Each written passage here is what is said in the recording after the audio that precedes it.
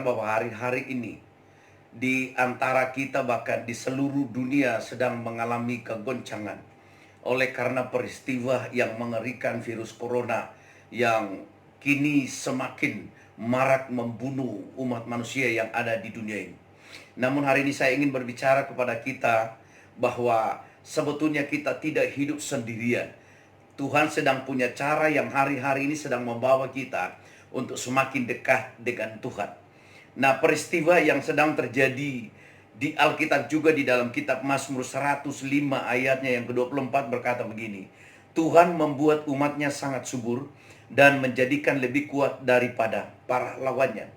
Nah, kitab Mazmur ini mencatat sebuah peristiwa yang sebetulnya telah terjadi di dalam kitab Keluaran di mana bangsa Israel sedang ada di Mesir.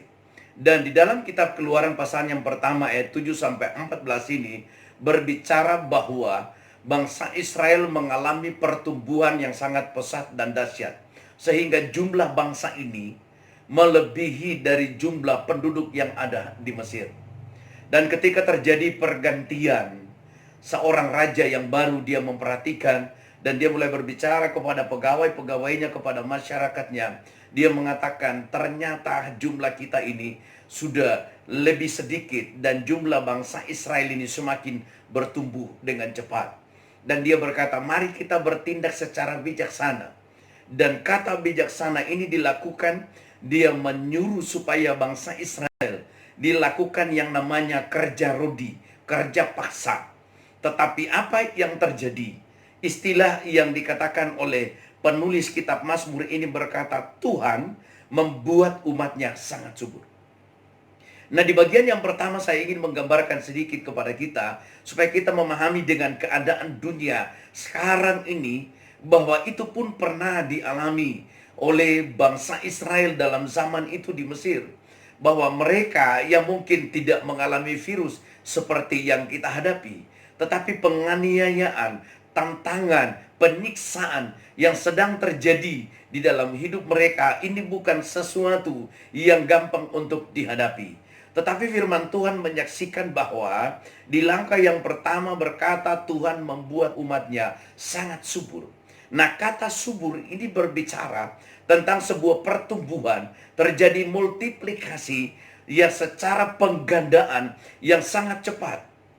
Kenapa saya berkata dengan sangat cepat? Karena disaksikan di dalam Keluaran pasal 1 ayat 7 sampai 14 ini berbicara bahwa pertumbuhan mereka itu sangat dahsyat. Karena di seluruh bangsa Israel keturunan mereka tidak ada yang namanya kematian, tidak ada yang namanya keguguran. Orang Israel setiap melahirkan, tidak ada anak-anak yang gugur di dalam kandungan. Semuanya lahir dengan sehat.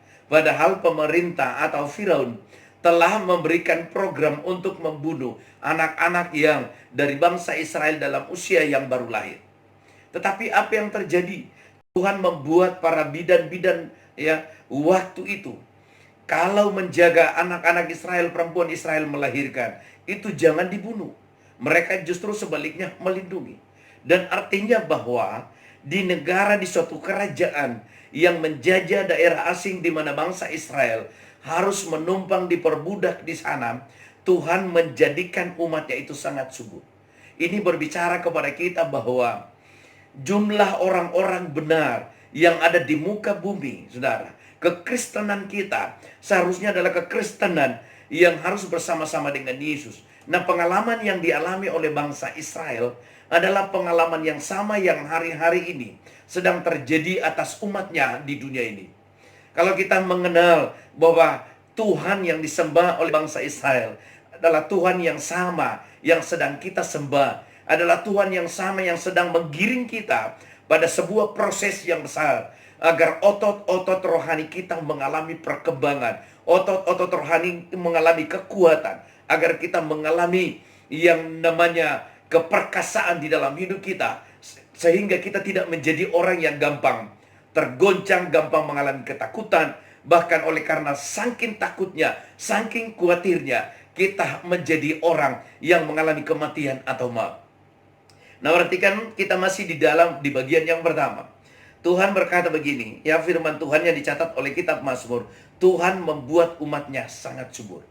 Di tengah kerja rodi, di tengah kerja paksa, di tengah penyiksaan, bangsa Israel tidak sakit, bangsa Israel tidak mengalami kematian, bangsa Israel tidak mengalami yang namanya penderitaan yang membuat mereka harus berteriak dan menangis, tetapi semua proses yang mereka hadapi menjadikan bangsa ini mereka semakin kuat dan kokoh. Malah pertumbuhan mereka itu semakin subur. Jumlah bangsa Israel semakin bertambah. Nah, apa yang sedang terjadi di dunia, bahwa kematian di mana-mana, puluhan ribu itu mulai terjadi. Dan ini menjadi sesuatu yang perlu perenungan, yang perlu kita hari-hari ini mengevaluasi hidup kita. Apa yang sebetulnya sedang terjadi di dunia? Tetapi Tuhan sedang berurusan dengan umat kepunyaannya, bahwa milik kepunyaannya bangsa Israel tidak ada seorang pun yang terhilang. Nah, saya sedang berbicara kepada kita semua, saudara, agar kita memahami, mengerti bahwa hari-hari ini Tuhan sedang membawa kita pada satu pemahaman, pada satu pengertian bahwa kita ini adalah milik kepunyaannya. Karena di dalam kitab Galatia, bahwa setiap orang yang menerima Yesus Kristus secara pribadi, Tuhan berbicara di dalam Galatia 3, ya, pasal yang ketiga ayatnya yang ke-16, bukan kepada keturunan Abraham, tetapi dikatakan kepada keturunan, yaitu Yesus Kristus. Nah, setiap orang yang menerima Yesus Kristus secara pribadi di dalam hidupnya, berkat Abraham, Ishak, dan Israel itu sampai ke kita. Dan kita ini adalah keturunan dari Abraham secara rohani. Kita adalah keturunan Israel secara rohani. Dan kalau Tuhan sedang melindungi bangsa Israel, bukan berarti bangsa ini terluput, ya. Bangsa ini dijadikan dimanja. Bangsa Israel di Mesir tidak mengalami yang namanya kerja rodi. Bukan karena Tuhan sudah melindungi bangsa Israel, lalu bangsa Israel enak-enak aja di tanah Mesir, ongkang-ongkang kaki, menikmati dalam keadaan nyaman. Tidak, saudara. Jangan kita salah mengerti atau memahami apa yang sedang Tuhan kerjakan. Nah, kalau hari-hari ini kita sedang mengalami aniaya, orang-orang Kristen mengalami aniaya, bahkan virus ini sedang membuat satu ketakutan, kegoncangan. Ya, bahkan ada anak-anak Tuhan yang mulai juga mengalami maut, mengalami kematian karena virus corona. Saya memberitahu, firman Tuhan ini mengajar dengan benar ke kita bahwa ketika Firaun dan orang-orangnya bertindak bijaksana. Nah, perhatikan kata bertindak bijaksana.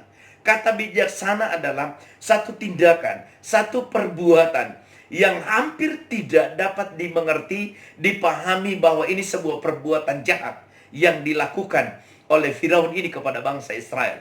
Sehingga bangsa Israel tidak mengerti persis apa yang mereka lakukan. Karena mereka mengatakan dengan bijaksana. Hal yang sama bahwa iblis atau setan hari-hari ini sedang bertindak bijaksana, melakukan berbagai upaya, melakukan berbagai macam cara supaya sebesar mungkin mereka dapat membunuh, membinasakan umat manusia yang ada di dunia ini. Nah, kalau kita tidak paham perkara ini, maka kita menjadi orang yang takut, orang yang panik, orang yang khawatir, orang yang mulai membelakangi Tuhan. Justru hal yang sedang terjadi, sebetulnya saya memberitahu bahwa ini sebuah tindakan bijaksana dari iblis untuk membinasakan kita. Tetapi perhatikan di langkah yang pertama, firman Tuhan berkata, Tuhan membuat umatnya sangat subur. Haleluya. Ini firman yang luar biasa, saudara. Di tengah tekanan, ya seharusnya bangsa Israel mulai mengalami kematian. Bahkan kelahiran anak-anak waktu itu di Israel, di Mesir, ya Firaun memprogramkan untuk terjadi pembunuhan anak-anak yang lahir. Tetapi apakah ada satu anak-anak dari keturunan Israel yang mati dilahirkan? Tidak ada keguguran, tidak ada kematian. Program Firaun tidak berkuasa. Dan saya percaya dunia setan iblis sedang memprogram untuk membinasakan umatnya. Tetapi firman Tuhan, ya, hari ini berkata secara luar biasa. Tuhan berfirman, Tuhan membuat umatnya sangat subur. Nah, puji Tuhan, saudara. Ya, kata subur artinya silakan dunia, silakan maut, silakan kematian, silakan virus, silakan bencana.